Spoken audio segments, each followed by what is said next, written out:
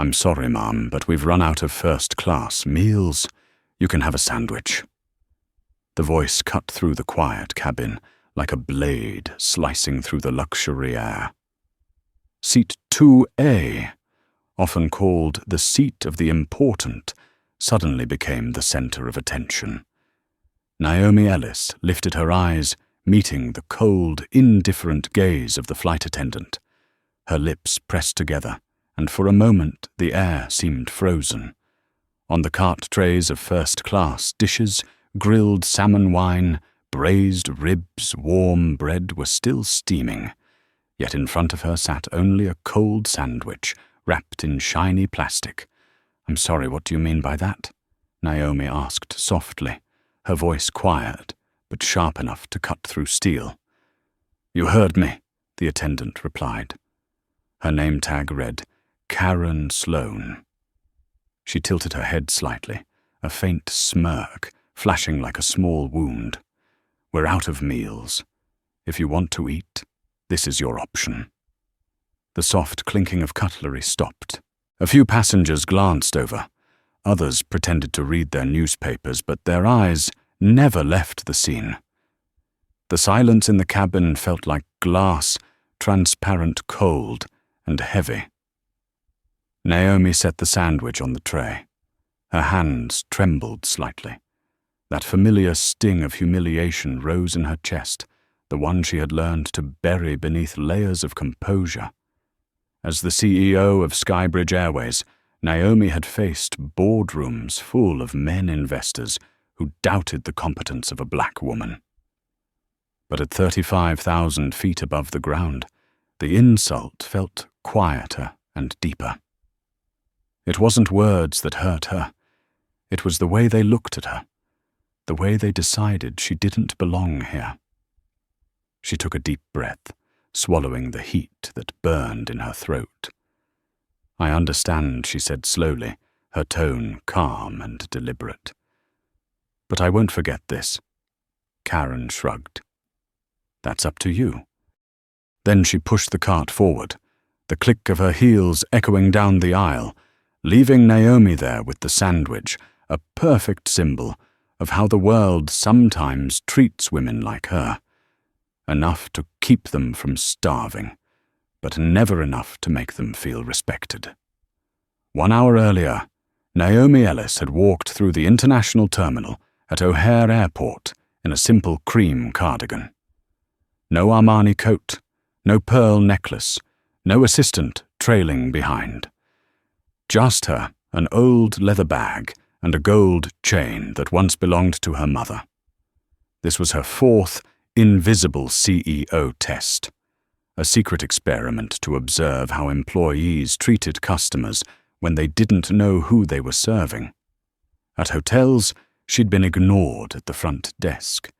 At restaurants, she'd seen waiters laugh behind her back, assuming she was the housekeeper of some wealthy man. But today was different. This was her own airline, the company she had built from a dying regional carrier into one of the largest names in American aviation. "No one will recognize you, Anthony Rivera," her vice president of operations had said half-jokingly when they planned the test. "Just blend in like a regular passenger. I'll watch from business class." Naomi smiled. "Good. I don't want special treatment. I want to see how they treat everyone else." And now, in seat 2A, she was seeing everything raw, unfiltered, unscripted. As the plane ascended, Naomi looked out the window, the sunset painting the clouds in crimson light. In the seat beside her, a white man in 2B laughed loudly, his voice filling the cabin. Karen poured champagne for him with a graceful hand, tilting the glass just enough so the bubbles wouldn't spill. "Would you like some more French wine, sir?" Her tone was soft and honey-sweet. Naomi gave a faint, bitter smile. She opened her laptop and began typing into a document titled Customer Reality Check. The first line read, "First Class Cabin Biased Service." Strong sense of not belonging. Each time she typed another word, the coldness in her chest turned to a quiet fire, not anger but purpose. She knew emotions fade, but evidence does not. From behind her, a man's voice spoke softly. That was awful. Naomi turned around. A black man in seat 3A, dressed in a simple shirt, was looking at her with understanding. Happened to me too. They probably think I got on the wrong flight. Naomi nodded. No, they just think we don't deserve to be here. In the quiet luxury of first class, 2 black passengers sat in silence, saying nothing more, yet understanding everything. Naomi picked up her phone. The camera pointed forward, pretending she was scrolling through social media, but in reality, she was live streaming to a small internal group, the company's cultural standards team. Today I'm flying first class on Skybridge, she said softly, her voice even and composed, and I want to see if our brand truly honors every passenger the way we claim it does. Within minutes, the view count rose from 40 to 120. Karen noticed. She glanced over irritation and suspicion flickering in her eyes. "What are you doing?" she demanded. "Just recording my experience," Naomi replied calmly. "It's been quite interesting so far." The word recording dropped like a stone into still water ripples spreading instantly. The man in seat 1A looked up, the one in 2. B frowned. Karen froze, then turned away, lips pressed tight. Naomi closed her eyes for a moment, hearing her mother's voice in her mind. When they make you feel small, stand tall. When they take away your respect, you still get to choose how you respond. She opened her eyes, looking at her reflection on the phone screen. Calm face, but eyes burning like molten steel. "All right," she whispered.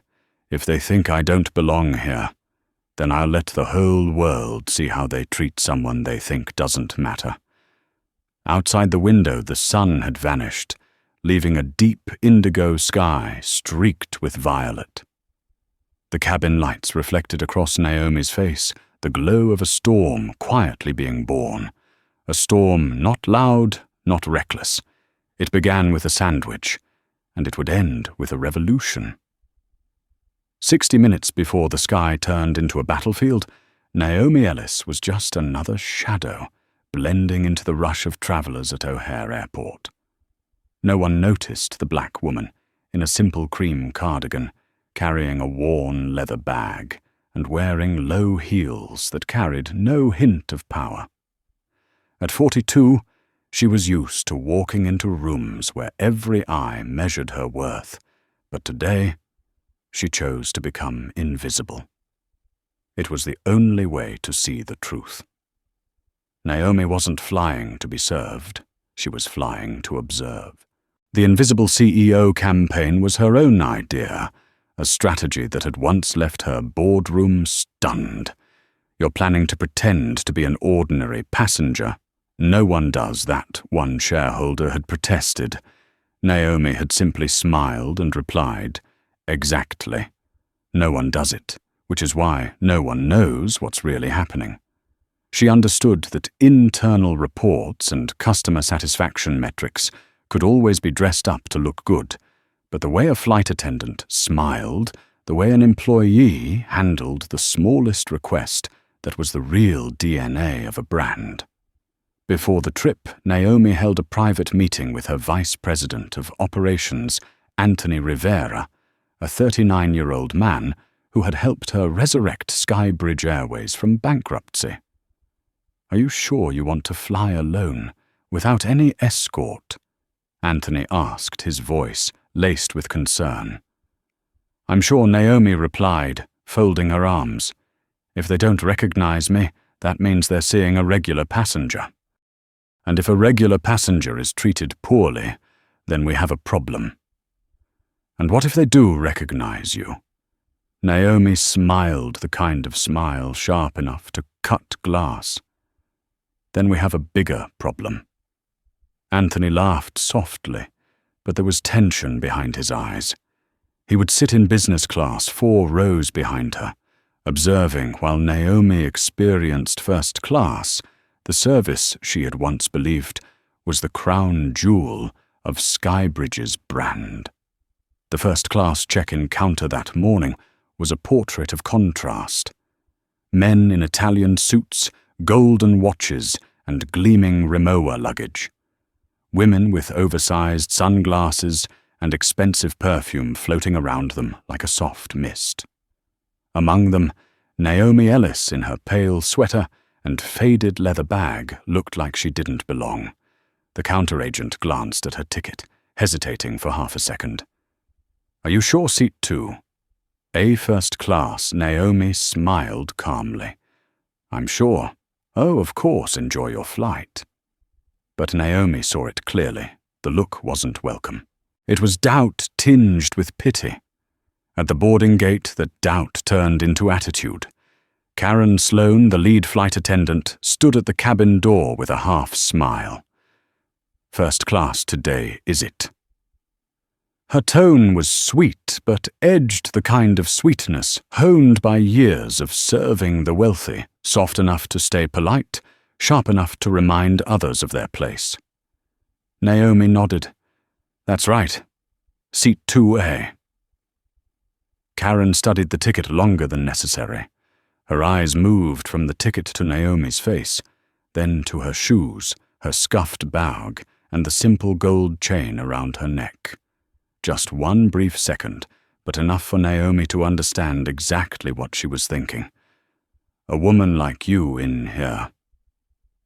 "This way, please," Karen said, her voice noticeably cooler. No welcome aboard like she'd offered the others. At that moment, Bethany Crow, the blonde junior attendant with a high ponytail, approached. She exchanged a quick look with Karen, so brief that anyone not trained to observe would have missed it.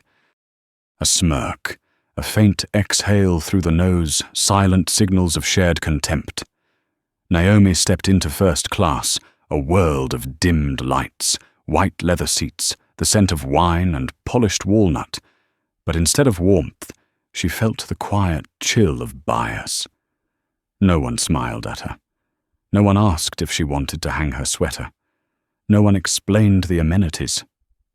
Just a detached, "Please have a seat," as though she were an uninvited guest. Naomi took a slow breath and sat down. She wasn't angry, not in the way that makes you want to stand up and argue. What she felt was disappointment, cold and familiar, like fog pressing gently against her heart. Around her conversation filled the air. A white businessman in seat 2B received the first glass of champagne. The attendant leaned close, beaming. "So happy to serve you, Mr. Davidson." Naomi watched quietly, then lowered her gaze and opened her laptop. A small silver Dell, not as flashy as a MacBook, but the same one on which she had signed hundreds of million-dollar contracts. She opened a file labeled Field Observation, Flight SB218, and typed 8:32 boarding, no greeting, visible suspicion. 8:40 noticeable difference in treatment between white and black passengers. Each line was a blade, cold, deliberate, precise. When the attendant passed by, Naomi asked gently, "May I have a glass of water, please?" Karen didn't stop walking. "We're serving other passengers first, Ma'am. I'll come back later." The words weren't wrong, but the tone made them an insult. Naomi added another note. 9:02, basic request, delayed tone, condescending. Across the aisle, Anthony Rivera pretended to read a magazine, but his eyes followed every move. He knew Naomi was documenting, and he knew that when Naomi stayed quiet for too long, it meant she was furious. 30 minutes later, Naomi picked up her phone, turned on the camera, and angled it discreetly. She began a private live stream, visible only to the company's senior leadership team. "Good morning, everyone," she said softly. "This is Flight SB218, first class. I'm recording a first-hand service experience. On the other end, Skybridge's communications and legal departments began logging the transmission. We're about to see. Naomi continued whether Skybridge's philosophy of respecting every customer truly exists in the sky or only in our commercials. The screen's glow reflected across her face, casting a cool, determined light. She didn't know that just a few hours later, this footage would be watched by millions, proof of a powerful lesson about privilege, prejudice, and dignity. When Karen returned, she noticed the phone. "Are you recording?" Naomi smiled. "Just documenting my journey." Karen frowned, her tone sharp. "I'd appreciate it if you respected the crew's privacy," Naomi replied softly. "And I'd appreciate it if you respected the rights of paying passengers." The air between them grew thick. Every gesture, every glance was recorded. Each frame, each word, every detail. In Naomi's mind, one quiet thought surfaced. If this is how they treat me, the founder of the company, then how are they treating the ones who have no voice at all? That question was a spark, small but strong enough to start a fire. As the morning light began to spread across the horizon, Naomi sat still, her gaze distant. Outside, sunlight glinted off the plane's wings like a prophecy. That day, an empire would be forced to look into its own reflection. 18 minutes after the plane reached cruising altitude, Naomi Ellis still had nothing but a cold stare to show for it. She stayed silent, but inside, every vein seemed to beat a rhythm.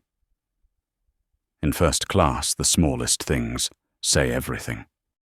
A glass of water delivered late a greeting without a smile, a scrutinizing glance, each detail seemingly harmless, draws the invisible line between belonging and not belonging. The man in seat 2, B. Silverhair, a Rolex glittering on his wrist, was receiving his second glass of wine. Flight attendant Karen bent with a charming smile, her voice soft as silk. "Would you like to try our new Italian vintage, sir?" Naomi watched, then looked down at the empty tray before her. No water, no warm towel, no polite check-in. Only the cold gap between her and the people considered worthy. She tilted her phone slightly, the lens catching Karen as she walked past her eyes, skimming Naomi, as if seat 2A did not exist. Naomi whispered just loud enough for the mic to catch 9:41 passenger, 2A still not served. Passenger 2B receives a second beverage. Each line of notes, each clip of video, like small stones, she stacked carefully, preparing to build a wall of truth. The galley door opened, the aroma from the meal cart drifting through the cabin, the music of luxury metal lids lifting the soft chime of utensils. Karen and Bethany rolled the cart down the aisle, light glinting off the silver trays, brightening the cabin by a shade. People laughed and chatted, waiting for the main course. Naomi observed, eyes sharp as a camera recording every detail. When the cart reached her row, Karen glanced at her notepad. Seat 1A, short ribs. Seat 1B, salmon. Seat 2B, seared salmon. Then Naomi's turn. Karen looked up, her smile gone, and announced in a voice cool and loud enough for the whole cabin to hear, "Ma'am, we have run out of first-class meals. You may have a sandwich and water." In that instant, sound drained from the cabin. Cutlery-stilled conversations swallowed themselves. Naomi met her gaze, dark eyes steady. "Out of meals?" Karen nodded, unbothered. "Yes, that is correct." Naomi glanced down at the cart. At least 4 unopened trays remained. She said nothing, only looked. She looked long enough that Karen broke eye contact, turned away, and pushed the cart to the next seat. A voice rose from behind. "Wait," said Darius Mitchell, in seat 3. "I can see food on the cart. How is it gone?" Karen turned back, voice hard. "Sir, please do not interfere. We serve according to priority." "Priority?" Darius arched a brow. "Are you saying she is not a priority?" Bethany stepped in, tone edged with mockery. "Some passengers need to understand their place." The words dropped into the cabin like a stone. No one laughed, no one spoke.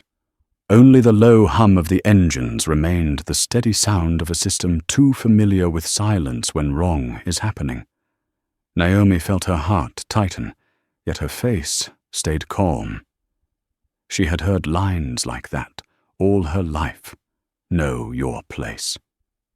And her place right now was 2A, the seat they believed she did not deserve. She quietly unwrapped the sandwich, set it beside the empty water glass, then took a photo. Light from the window fell across the tray, a perfect frame of contrast on the left, a plate of luxurious braised short ribs on the right, a cheap sandwich. She posted the photo on TikTok with a short caption, "First class, $1,200, and this is how they treat you when you do not look like the customer they expect." A minute later, the phone buzzed. 5 comments. Then 10. Then 100. Her network of aviation followers began to pay attention. Naomi typed quickly, "Code red flight, SB218, seat 2A, full documentation mode. PR and legal on standby. Sent." On the other end, Priya Shah, head of legal, read the message and picked up the phone. "Monica, trigger the internal crisis protocol. She is filming for real." Karen returned her smile more forced. She saw Naomi's phone screen lit. "Are you recording?" Naomi answered evenly, "I am documenting my journey." "That violates crew privacy. And what about discrimination?" Karen froze. One beat of silence, then louder, as if asserting authority. "If you continue to cause trouble, I will have to inform the captain." Naomi did not reply. She simply looked straight ahead with the gaze of a woman who had sat in rooms where every word could move a stock price. Behind her, Darius whispered to the passenger beside him, "She is being treated badly." The other nodded, lifting a phone slightly. Within seconds, 2 different angles had captured the entire exchange. On TikTok, Naomi's first clip was spreading like a storm. Hundreds of comments flashed. "I cannot believe this is Sky Bridge." Did they really say, "Know your place"? Tag the CEO. The irony, they had no idea she was the CEO. Naomi set the phone down on the tray. She did not argue, did not raise her voice. In her mind, she was calculating not revenge, but repair.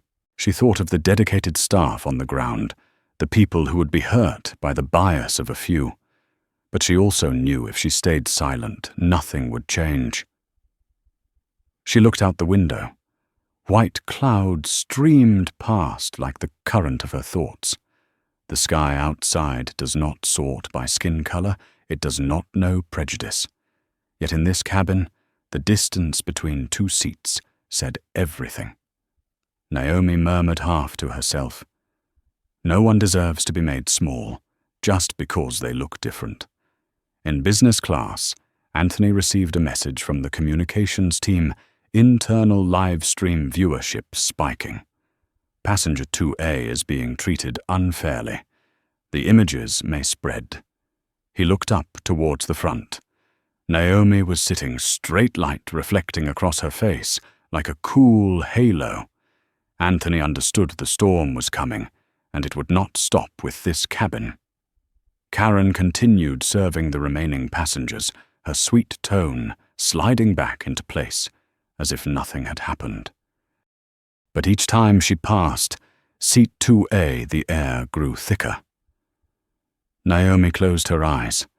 In the darkness behind her lids, she heard the lines she had listened to throughout her career.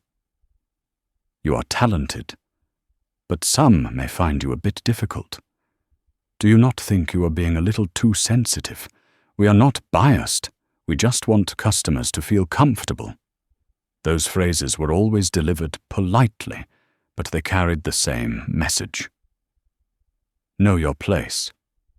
This time she did not plan to forget. She opened her eyes and looked straight into the camera lens. A cool light flashed in her gaze. "All right," she said softly. "Let them prove their worth to the whole world." She did not yet know that in just 10 more minutes, a threat of an emergency landing, a frantic call from the board, and a historic reveal would shake the American sky. Before the storm hit, Naomi took one long breath. The scent of stale bread, the hint of wine, and the smell of truth mingled in the heavy air. 1 first-class cabin, 2 attitudes, and a lesson about to be written in dignity. As the clatter of the service cart faded, Naomi Ellis sat up straight. The serenity of first class tightened into the airlessness of a windowless room. She felt it clearly. The surrounding glances were not curiosity so much as a blend of discomfort and confusion. From behind, Darius Mitchell in seat 3A leaned forward. "Are you okay?" Naomi turned, offered a small smile. "I am, but I don't think they are." He nodded lightly. "I've been recording from the start. If you need it, I'll send the video." "Hold on to it," Naomi said. "We may need it, not just for us, but for a generation that comes after." Across the cabin, Karen whispered to Bethany. Both pairs of eyes flicked toward 2A voices, low but loud enough for a few to catch. "She's making a big deal out of nothing. Yeah, this kind of passenger always thinks they're being singled out." A soft ripple of laughter. Naomi set her phone squarely on the tray table camera forward. The screen reflected her face, composed eyes hard as tempered steel. She said nothing, simply opened the voice recorder. A small motion, but as precise as booting up the company's entire oversight system. Minutes later, Karen returned with annoyance, disguised as a stiff smile.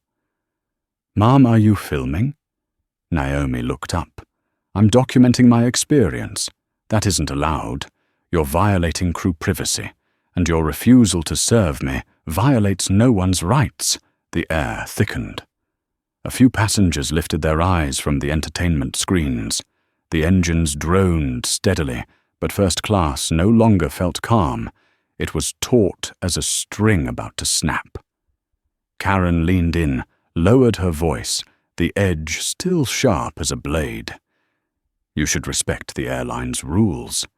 If not, I'll notify the captain." Naomi smiled lightly, a smile that made Karen step back. "Good," she said. "I think he should know what's happening on his flight." Bethany stood behind, arms crossed. "People like you are always looking for trouble. Everyone's tired of that victim attitude." The line detonated the room. A woman in row 1. A turned. "What did you just say?" Bethany replied coolly. "I said some people always think everything is prejudice." Darius rose his voice, controlled yet trembling with anger. "She paid for a first-class seat, and you're serving her like she's in economy. That's not thinking, that's reality." Karen pivoted to him. "Sir, please sit down. You're causing a disturbance." A disturbance. Darius's mouth twisted. The only disturbance here is how respect went missing. No one noticed that Naomi had switched the stream to public. Her phone was now broadcasting the first-class cabin of Flight SB218 in real time, where a confrontation was breaking open. "Who is she?" one passenger whispered. "Probably some activist," another answered. "Oh God, we're in a live scandal." Viewers climbed by the second. 300, 700, 2,000. Karen did not realize that every word, every gesture was going global. Naomi remained steady. "I'm not causing trouble," she said, eyes forward. "I'm documenting how this airline treats a black passenger." "You are violating flight safety regulations," Karen replied, voice higher. No, I am protecting my dignity. Bethany cut in, voice harder. Enough! I'm calling the captain. 5 minutes later, the cockpit door opened. Captain Charles Whittaker, a tall, silver-haired man of 53, stepped out with the authority of someone convinced everything was under his control. He stopped at seat 2. A voice low and firm. "Ma'am, I'm told you are filming and obstructing the crew." Naomi looked up, her eyes still. "I'm not obstructing anyone. I'm recording my experience. Your experience is making others uncomfortable. I need you to stop immediately." "Uncomfortable?" Naomi repeated, her voice dropping sharpened to a blade. "Captain, what makes them uncomfortable is not the filming. It's the fact that the truth is being seen." Whittaker paused. Just a beat, but enough for Naomi to know he'd heard something he did not want to accept. He adjusted his Thai voice, stern. "If you do not comply, I will initiate emergency procedures and divert to remove you from this flight." The cabin shuddered in shock. "You'll do what Darius stood. You'll declare an emergency because a passenger is recording. So please return to your seat," Whittaker said, his confidence already thinning. No, Darius said loudly. "You're threatening a woman because she asked to be treated fairly. And he swept the cabin with his eyes. "We all see it." A hush rippled through the cabin. Some passengers lifted their phones to film. Others sat in tight silence.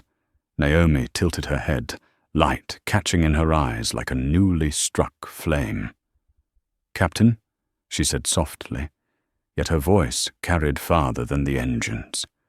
"Do you know the most dangerous thing in any organization?" Whittaker frowned. "What is it when the person with power believes they cannot be wrong?" Whittaker froze. The air seemed to crystallize. Naomi picked up her phone and typed quickly, "Emergency board session level 5. Connect live feed. I'll handle it. Sent." 30 seconds later, her phone rang. The screen flashed the caller, Robert Kingston, chairman of the board of Skybridge Airways. She tapped speaker. Dr. Ellis Kingston's voice rolled out deep and clear enough for half the cabin to hear, "We have convened an emergency session. The entire board is awaiting your report on the incident aboard Flight SB 218. Karen blanched. Bethany swallowed. Whittaker stood motionless. Naomi rose slowly. Every other sound disappeared. "Thank you, Mr. Chairman," she said, her voice smooth as silk and heavy as thunder. "I will begin now." She turned to the captain, her gaze no longer angry, only calm with absolute authority. "I am Naomi Ellis, Chair and Chief Executive Officer of Skybridge Airways, and I have just experienced how our airline treats a black passenger." The room exploded in silence. A woman in 1A let her wine glass fall. The man in 2B went rigid. Bethany stepped back, lips trembling. Whittaker whispered, almost inaudible. You're the CEO, yes," Naomi said. "And today I didn't fly to be served. I flew to see who we really are when we don't know who is watching." The quiet stretched like low pressure before a storm. No one dared breathe fully. Naomi bent, ended the camera feed, then looked up. "Thank you for the real-world lesson, Karen, Bethany, and you, Captain Whittaker. I think we'll need a much longer conversation when we land." She turned to the rest of the cabin, her voice low and measured, every syllable weighted. "Dignity is not priced into a ticket. It lives in how we treat people when we assume they have no power." Her eyes swept the room, settling on Karen-frozen lips, working for a reply that would not come. Naomi continued, her tone gentler now, each word etched into the air. "And now I want you to witness this. Skybridge will not just apologize. We will change. Darius was the first to clap, then another, then the whole cabin. Applause swelled, blending with the engines, not noise, but awakening. Beneath the deep blue sky flight, SB-218 hurtled east, carrying a truth that could not be hidden when power is tested by dignity. Only one thing deserves to fly higher: self-respect. Flight SB-218 continued toward New York in absolute silence. No more laughter, no more clinking glasses. Only the soft hiss of wind along the fuselage and the steady thrum of the engines, a mechanical rhythm that seemed ordinary. Yet in first class, everyone knew that everything had changed forever. Naomi Ellis settled back into seat 2. A seat that had been a symbol of humiliation, and now had become the seat of justice.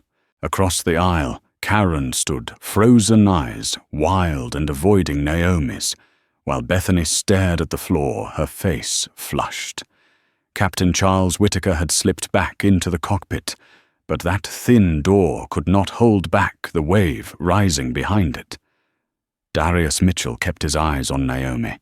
He leaned in and whispered, "You just changed an entire industry." Naomi gave a faint smile, not triumphant, only quietly tired. "I do not want to change an industry, Darius. I just want them to learn how to see a person, not a color." 2 hours later, the wheels kissed the runway at JFK. The landing was smooth, yet Karen's whole body shook. Sweat beaded on her forehead, even with the cool air. When the captain announced, "We have arrived in New York. Thank you for flying Skybridge Airways," no one replied. Naomi rose first. She did not need to say more. Every gaze in the cabin was already on her, a mixture of shame, fear, and respect. She turned to Karen and Bethany, her voice even and low. "I hope that someday you will understand that your smiles and your glances can lift someone up or make them feel invisible." Then she turned to Darius. "Thank you for not staying silent." He smiled. "Not everyone gets to stand next to justice in the sky." Naomi nodded. In the sky is exactly where people reveal their nature. As she stepped off the plane, the Skybridge team was waiting at the gate.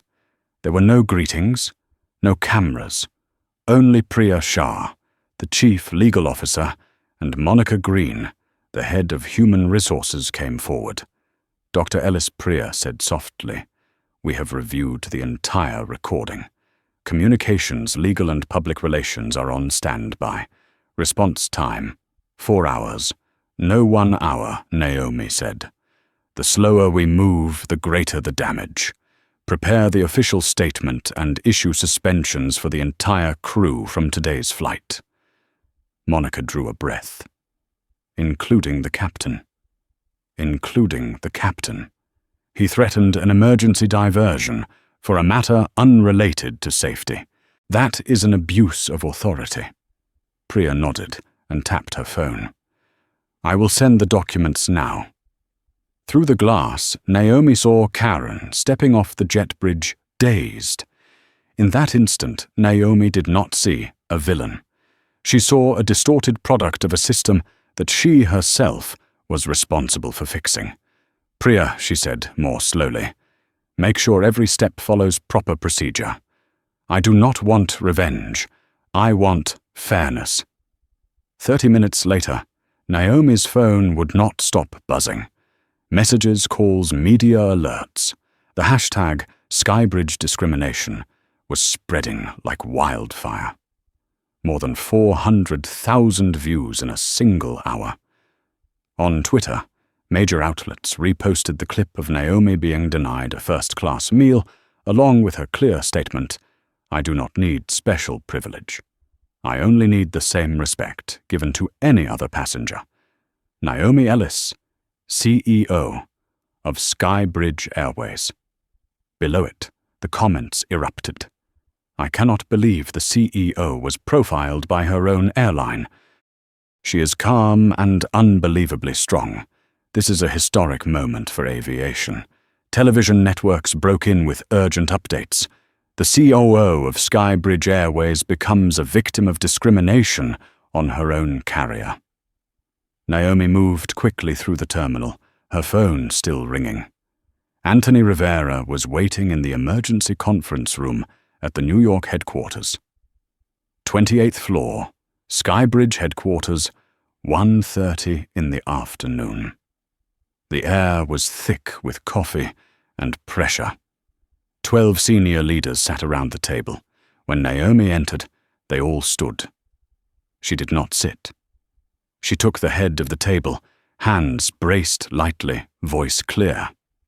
Today, Skybridge does not just have a public relations crisis. We are facing a moral crisis, a beat of absolute stillness. We have invested hundreds of millions of dollars into a brand built on human-centered service, yet people are being hurt by the very system meant to honor them. No number can justify that. A marketing executive spoke carefully. Dr. Ellis, we could pivot the narrative to emphasize your decisive response. Naomi cut him off. No, this is not a public relations opportunity. This is a chance to make amends. If we intend to change, we begin with the truth. She nodded to Anthony. He brought the incident to the screen footage of Karen and Bethany serving others while bypassing Naomi. Under the bright lights of the boardroom, no one could speak.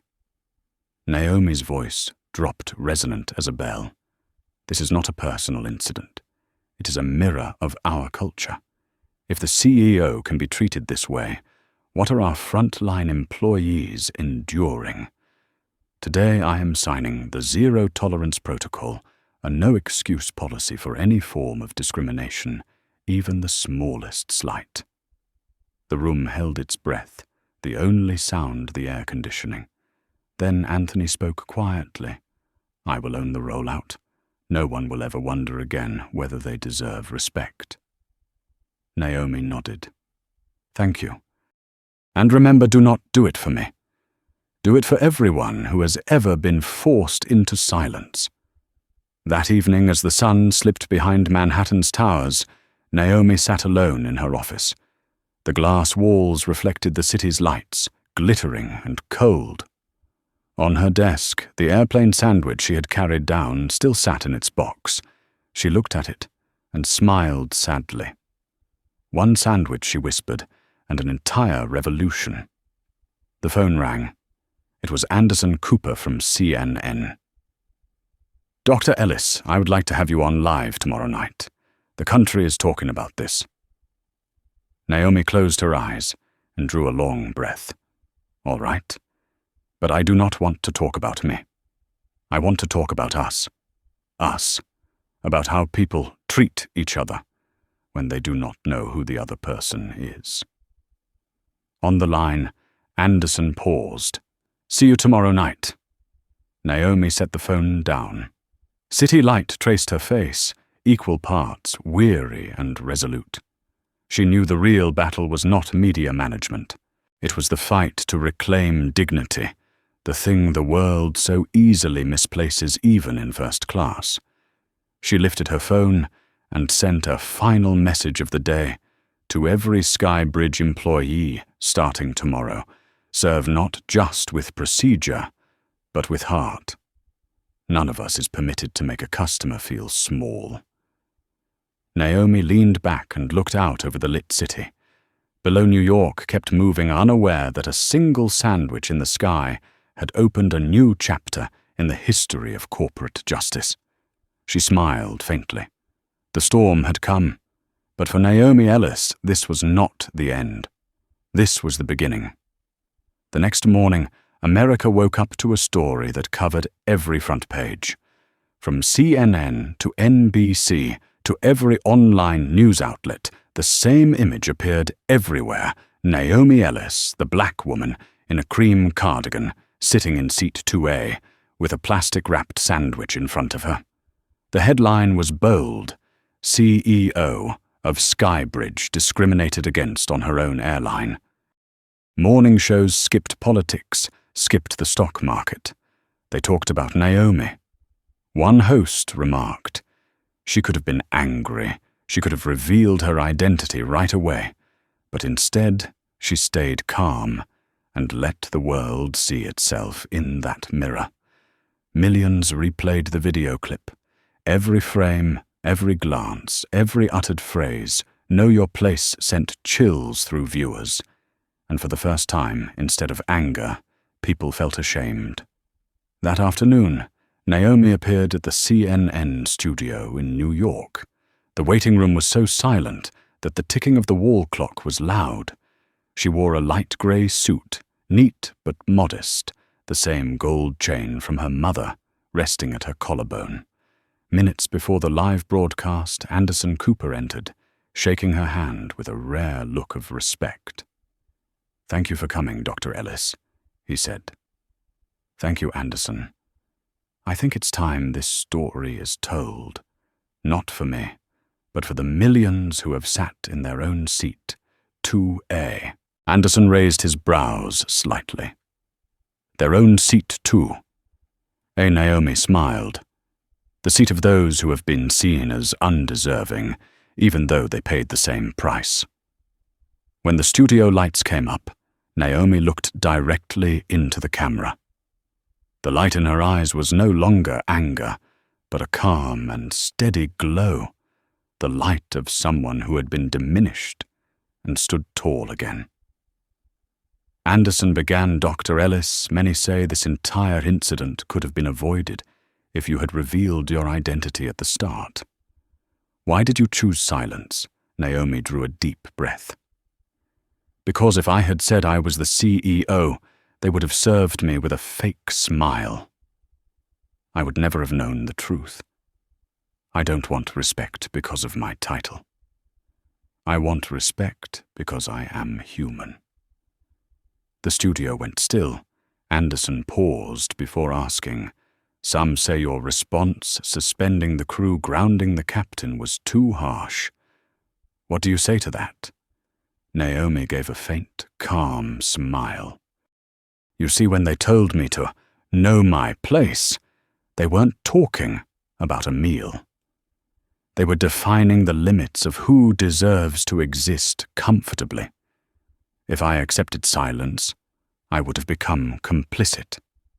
And if my actions cost someone their job, that's the price of a lesson this society still refuses to learn." A moment later, Anderson leaned forward. "Do you believe this is a personal problem or a systemic one?" Naomi faced the camera, her tone slow and steady, as if speaking to every viewer sitting at home. "This isn't just about me. It's about every organization, every company, every place where service exists. When you believe someone is lesser simply because they look different, you kill the soul of your business. Culture isn't written in an employee handbook. It's written in how you treat the people who have no power." The studio light seemed to soften. A rare, quiet second passed on live television. Anderson nodded slowly. "You've just made a lot of people look at themselves differently." The interview ended. Naomi left the studio to the applause of the crew. When the door closed behind her, she leaned against the wall, breathing deeply. She didn't know exactly what she had just done, only that her heart felt lighter. Online, the interview spread like wildfire. The hashtag #KnowYourWorth filled social media, shared by millions, along with the clip of Naomi saying, "Dignity does not need permission, it only needs to be upheld." In a single night, Naomi Ellis was no longer just the CEO of an airline. She became a symbol of composure in the face of injustice. That evening, her phone wouldn't stop ringing invitations to speak, requests for articles, even book offers. Naomi simply read through the messages, then quietly turned off her screen. She sat on the sofa in her small Brooklyn apartment beside the old sandwich box she still couldn't bring herself to throw away. Outside, the city hummed. Naomi looked at the box and whispered softly, "Mom once told me, you can't control how people treat you, but you can control how you respond." "I've responded, Mum." In her heart there was no sense of victory, only peace and gratitude for those who had endured in silence before her. 3 days later, the Skybridge headquarters was flooded with reporters. Cameras crowded at the gates, waiting for the official statement. Naomi stepped onto the podium with no notes in hand. She spoke plainly, but every word carried the weight of a vow. "We have seen clearly it doesn't take a storm to sink a brand, only a single moment of disrespect. Skybridge made a mistake, and I, as its leader, accept full responsibility." A reporter raised a hand. "Will you take legal action against the crew?" Naomi shook her head. "No, I don't need more victims. I need more lessons." She paused briefly, then continued. "We have terminated those who violated policy, but punishment alone isn't enough. I want change at the root. Starting today, every Skybridge employee will undergo empathy training, not through lectures, but through experience. They will sit where passengers sit. They will learn to see people." The rapid clicking of keyboards filled the room as headlines began to take shape. Another reporter asked, "And you, Dr. Ellis? What have you learned from all this?" Naomi looked straight into the camera and smiled gently. "I've learned that power can't protect anyone. Only dignity can." When the press conference ended, Naomi walked outside. The doors of headquarters opened, sunlight pouring across her face. Dozens of strangers, passengers, flight attendants from across the country stood across the street, clapping. A hand-painted sign read, "Thank you, Naomi. You spoke for us." She stopped, placed her hand over her heart, and simply nodded. Amid the noise of the city, Naomi Ellis understood. Sometimes change doesn't begin with a speech. It begins with a moment of humiliation that is seen and turned into light. In the sky above, a Skybridge jet rose, leaving a white trail across the blue. Naomi looked up, a quiet smile in her eyes. She knew that from now on, every Skybridge flight would carry a new mission, not just to take people where they want to go, but to bring the world closer to respect. 3 weeks after the press conference, the headquarters of Skybridge Airways felt like a different place. The lavish posters that once filled the lobby, images of champagne leather seats and luxury dining, had been replaced with a new message, handwritten by Naomi Ellis on a yellow sticky note. "Respect is our first-class seat." The small piece of paper had been enlarged, printed, and displayed in every branch, hanging before every employee. It wasn't a marketing slogan. It was a reminder. Naomi walked through the lobby, her footsteps soft against the marble floor. Staff members passed by, nodding to her, not with the formal, practiced gestures of before, but with genuine respect.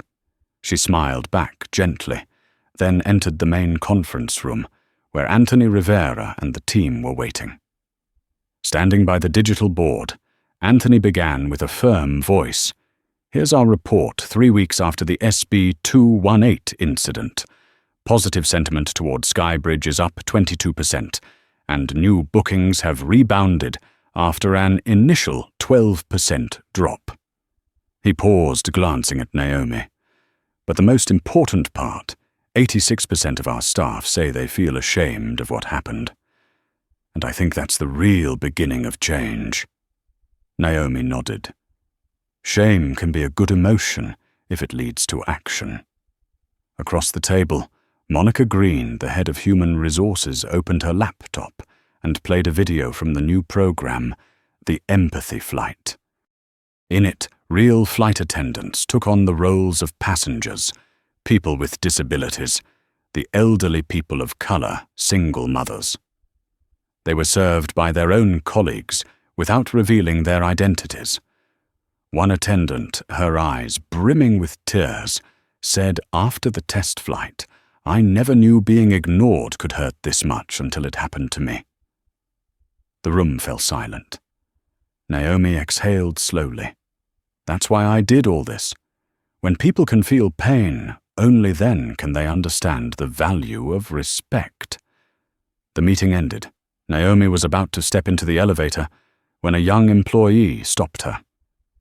"Miss Ellis, I just wanted to say thank you.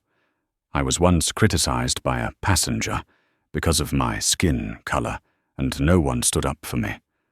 But after what you did, I know I'm not alone."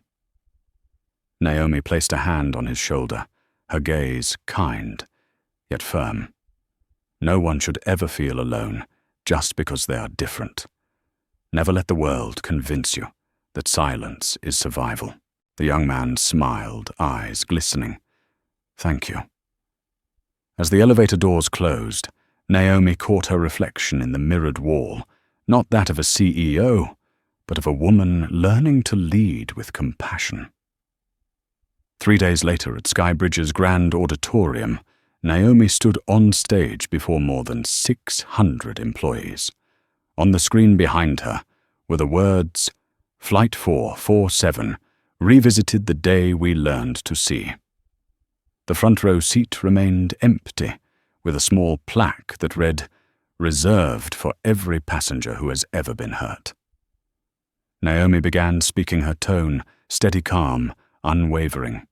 3 weeks ago, we flew under blue skies, and some of us forgot that humanity doesn't come with seat classes. But today, we have a chance to correct our course. The soft sound of pens scribbling echoed across the hall.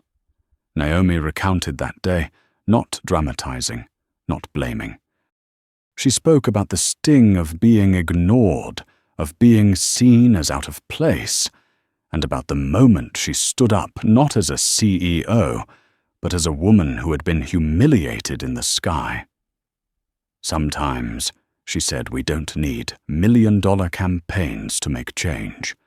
All it takes is one person brave enough to stand and say enough." The audience rose in applause. Some wept.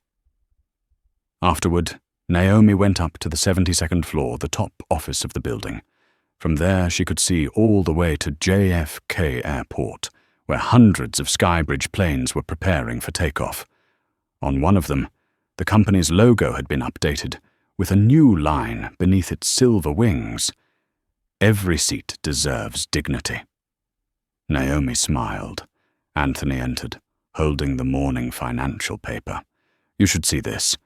The headline on the front page read, "Skybridge from crisis to the new standard of service." Anthony grinned. "You know the stock is climbing again. But what makes me happiest is that for the first time we're being praised not for profit, but for principle." Naomi smiled softly. When respect becomes a business strategy, it's no longer a tactic, it's evolution. That evening, Naomi found a handwritten letter in her office mailbox. The envelope was marked, "From Darius Mitchell." She opened it, the handwriting slightly uneven, but full of emotion. "Dr. Ellis. That day, I thought I was just standing up for a stranger being mistreated, but it turns out I was witnessing a moment in history. Thank you for not responding with anger, but for letting the world see the truth through the light of dignity. I told my 2 daughters about you. I told them, when someone makes you feel small, don't strike back. Stand tall and let your integrity speak for you. With gratitude, Darius." Naomi reread the last line, her eyes stinging. She placed the letter in her drawer beside her mother's gold necklace. "I did it, Mum," she whispered. "I made them see." Night fell. The Skybridge Tower glowed in soft amber light. Naomi sat by the glass window, a cup of tea in hand, gazing out at the runway. A Boeing 787 lifted into the sky, its trail of light stretching across the dark horizon, beautiful and still, like her faith in what is right.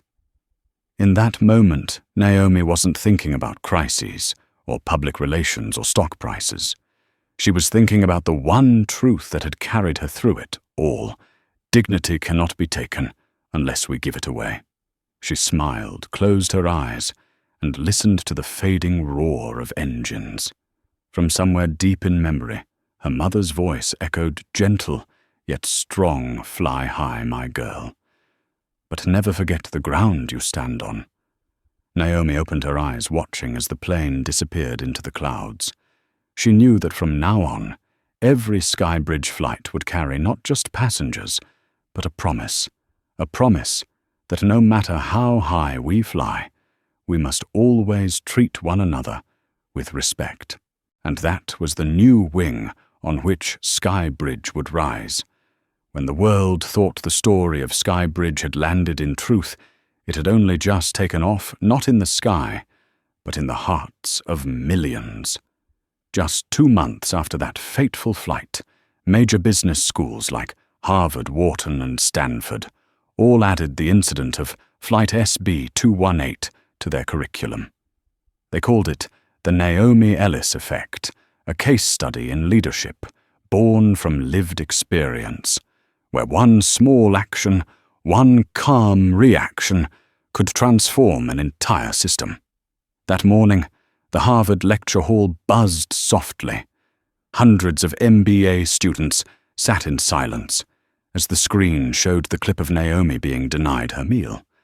When it ended, the professor's voice echoed through the room.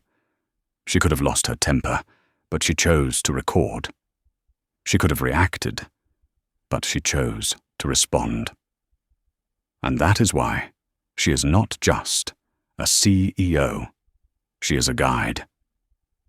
One student raised a hand. "So what makes her different?" the professor answered firmly. She did not retaliate.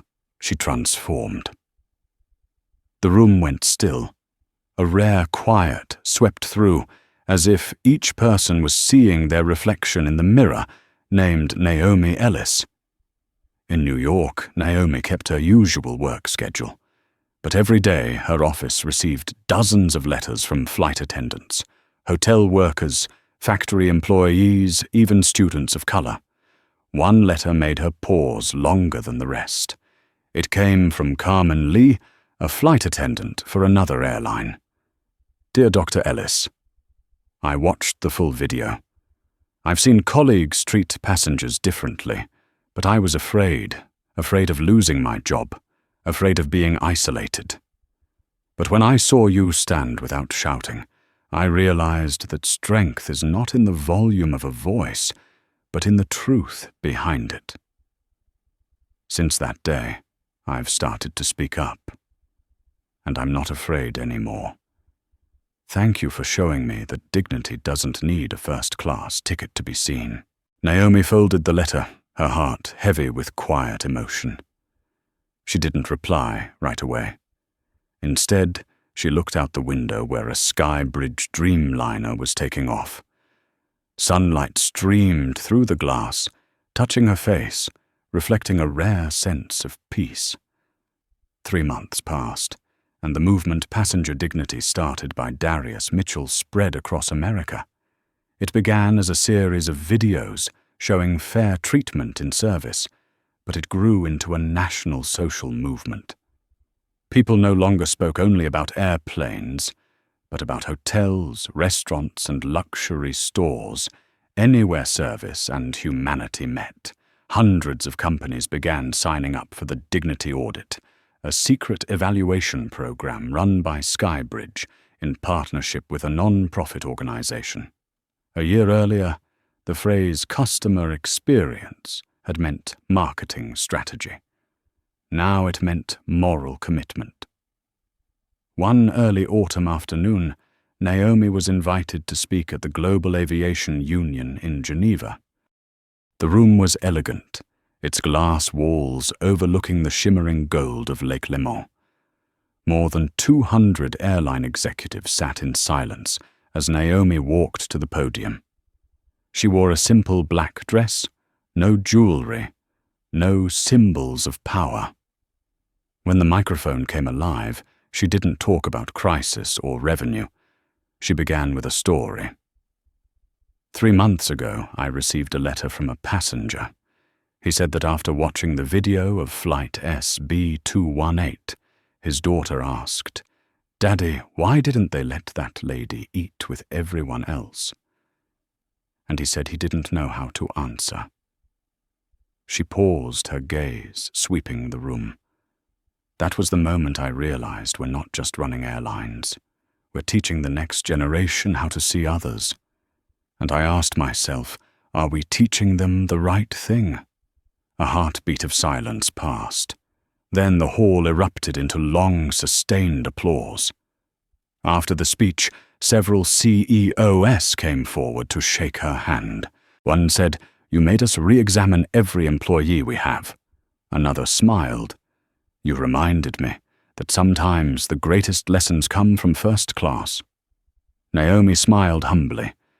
"If every flight we operate can teach someone about kindness, then aviation has fulfilled its purpose."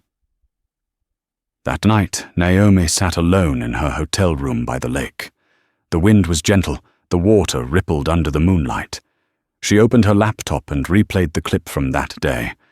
Karen Sloan, the lead flight attendant, who had once said, "Know your place," was no longer in the industry. But Naomi still remembered her face, not with anger, but with empathy. She whispered, "If I could, I would tell her thank you." Because she made me see the shadow I had once overlooked. Naomi stopped the video and opened a new document titled Leadership Notes Flight SB218. She typed, "No leader is truly strong until they have been humbled. No organization can grow until it dares to face its own mistakes." She saved the file and smiled softly. The next morning, Naomi left Geneva boarding Skybridge Flight 707 back to New York. A young flight attendant approached, bowing slightly. "Miss Ellis, thank you for flying with us. Would you like champagne or water?" Naomi smiled kindly. "Thank you. Water, please. And serve the gentleman next to me first." "He looks tired." The attendant nodded and moved quickly. Naomi watched her go, a quiet pride warming her chest. As the plane began to taxi, Naomi opened her notebook and wrote one final line. "Sometimes you don't have to shout to change the world.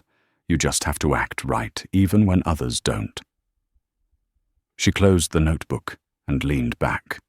Outside the window, the American sky stretched vast and blue, no longer divided between first class and economy, only filled with people flying together in the same direction, respect. And in that endless sky, Naomi Ellis closed her eyes and smiled. She had come full circle from the sandwich of humiliation to the feast of humanity. A woman once told to know her place had now taught the world one undeniable truth. The place of every human being is wherever they are treated with respect. 3 months after her trip to Geneva, Naomi Ellis returned to Skybridge headquarters, carrying a quiet sense of peace. Everything felt different now. There were no more curious stares or forced polite greetings. The air in the building was lighter, more genuine, as if, after the storm, the whole company had finally learned how to breathe again. That morning, Naomi opened her email and saw a message from the training department. The subject line read, "Dignity Flight Program, First Phase Results." She clicked it open. The numbers appeared on the screen. 97% of passengers rated their experience as very satisfied, and 98% of employees said they felt more proud of their work. But the line that made Naomi pause was at the bottom. A new flight attendant wrote, "I used to think respect was just a professional rule. Now I understand it's the way to stay human, even when you have to smile 1,000 times a day." Naomi read it slowly, a gentle smile spreading across her face. Sometimes Success didn't need charts or reports. It only needed a sentence like that. That afternoon, she left the office early and drove to the old neighborhood where her mother had lived. The small house in Brooklyn was unchanged, the green painted wall, the wooden porch with the creaky rocking chair. Naomi sat down, gazing at the front yard, where her mother used to make tea and say, "Never let others teach you how to see yourself. You must be the one to choose the mirror." She closed her eyes and listened to the wind, the faint sound of the subway echoing in the distance. She smiled. Years ago, she had dreamed of flying high. Now, standing at the height people called success, she only wanted to make that sky a little warmer. As night fell, Naomi opened her laptop and began writing a letter, addressed to the leaders who will come after a message she planned to post on Skybridge's internal site for the company's anniversary. She typed slowly, "To those who will continue this journey. If one day you stand in the face of crisis, remember what matters is not the fastest reaction, but the right one. When you are humiliated, do not retaliate. Prove your worth through integrity. When you are doubted, do not bow down. Let truth speak for itself. And when you hold power, remember this power is not meant to punish, but to protect. I was once told to know my place. Now I understand that a person's true place isn't found in a ticket class or a title, it's found in how they make others feel." Naomi paused, her eyes softening. She added one final line, "If Skybridge ever forgets this value again, remember, Flight SB218, the flight where a sandwich taught the world about dignity." She signed it Naomi Ellis, the woman who once sat in seat 2A. When the clock struck 11 that night, Naomi shut her laptop and poured herself a cup of tea. Outside the window, the lights of New York glowed like a river that never stopped moving. She knew that tomorrow would bring meetings, plans, and numbers once more. But in that moment, all that remained was stillness. Naomi lifted her cup and spoke softly to herself, or perhaps to her mother. "I've found my place. Mom. Not in a first-class seat, but in the hearts of people who know how to respect one another." Outside, a Skybridge plane crossed the night sky, its lights blinking red, blue, like the heartbeat of something coming back to life. Naomi watched it and smiled. That journey was no longer hers alone. It now belonged to everyone brave enough to hold on to their dignity and rise. 6 months after Flights B218, the skies over America carried a new shade of meaning. Every time a Skybridge plane took off, people remembered the story of the woman in seat 2A, a story that was no longer a scandal, but a symbol of awakening. Naomi Ellis no longer appeared frequently in the media. She avoided interviews, book deals, and speaking invitations. She simply worked quietly, as if what the world called a historic turning point was just another day in her long journey. One early winter morning, Naomi visited the company's new training center, built after the incident, and named the Dignity Hub. The building stood near JFK Airport, its design simple walls made of glass, so natural light could pour in. Inside, instead of formal conference rooms, there were simulated airplane cabins for real-life training. On the wall was a single phrase, "No one is forgotten in the sky." She walked down the corridor, listening to voices from the first training class. An instructor asked, "If a passenger doesn't dress elegantly, what's the first thing that comes to your mind?" A young woman answered firmly, "I'd think they still deserve to be treated like a human being." Naomi stopped and smiled. That answer, so simple, was the result of months of change. During the year-end meeting, Anthony Rivera presented the annual report. This year, Skybridge became the first American airline to receive the Human Dignity Standard certification from the International Aviation Union. More than 120 airlines have registered to study our program. The room burst into applause. But Naomi wasn't looking at the graphs. She was looking at faces people who had once been afraid, once silent, now glowing with belief. Her voice was calm but steady. Don't see this as a victory. See it as a reminder that we can choose to do right, even when the world chooses what's easy. Today we stand tall, but tomorrow, if one person is treated unjustly, we fall again. No one replied, only nodded, because they all understood she wasn't speaking the language of a boss, but the language of conscience. Later that afternoon, Naomi walked out to the airport. A light rain was falling, droplets sliding across the windshield. She stood there, watching a newly painted Dreamliner with its silver wings, and the new slogan, "Beneath every flight begins with respect." Over the speakers, the flight attendant's voice echoed, "Skybridge Flight 447 to London is now departing. Please hold on to your faith in this journey." Naomi smiled. Faith, that was what she had fought to reclaim. That evening at home, she poured herself a glass of red wine and opened an old email from Darius Mitchell. He had added a new line. "Dr. Ellis, I've become a university lecturer. Every year I tell your story to my students. I call it the lesson, When Power Bows Before Dignity." Naomi placed her hand over her heart and whispered, "Not power bowing. It's people learning to look each other in the eye." Outside the window, the night sky shimmered with silver clouds. A Skybridge plane crossed the heavens, its blinking red and blue lights reflecting in her glass.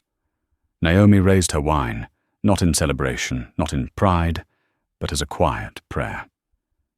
May everyone who boards the flight of their life carry with them a little respect, a little courage, and a little light.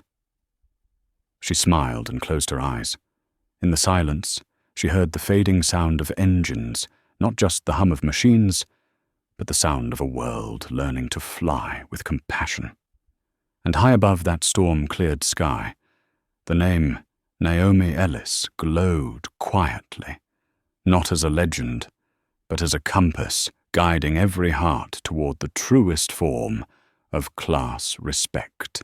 From the perspective of an expert in ethical leadership, Naomi Ellis's journey is not just the story of a first-class seat, but a testament to the power of dignity in the face of prejudice.